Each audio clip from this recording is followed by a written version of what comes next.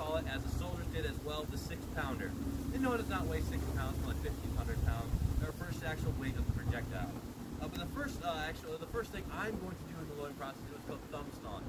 I'm going to take my thumb, this leather glove, and put it over the vent back here, the little hole that goes down into the piece.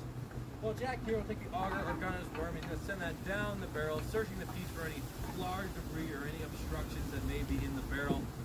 But even though there's nothing in the way now, we could load in our charge. We don't want to yet. We want to make sure the gun is safe. So we're going to take the sponge rammer. It's 2 tools. It's a sponge and a rammer. We're using the sponge part first.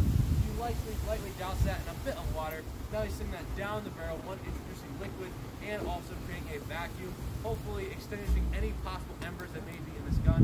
We don't want this to go off prematurely. Especially we don't want to lose. He doesn't want to lose his hand, and I don't want to lose my thumb. So we're going to take our 5-ounce charge of black powder, historically inaccurate.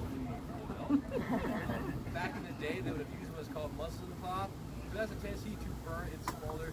In sense, we don't want to send fiery rags down to Marquette Park. Foil now.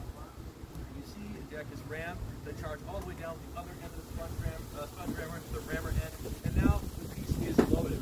There's only a few more steps left to this process, and that's actually prime the piece. What you'll do is take a tool called a gimlet to send that down that vent out previously covering up, poking a hole into that black powder charge, exposing it, just so it's not being covered up by that tin foil or back in the day that muslin cloth.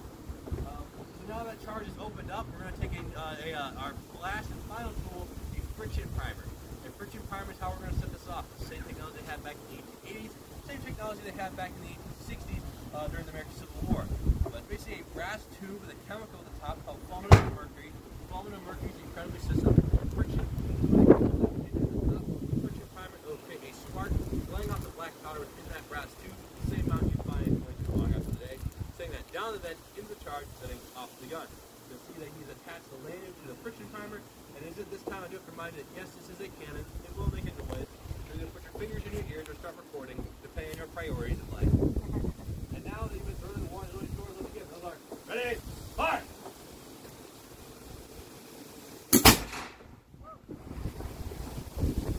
You can fire, folks.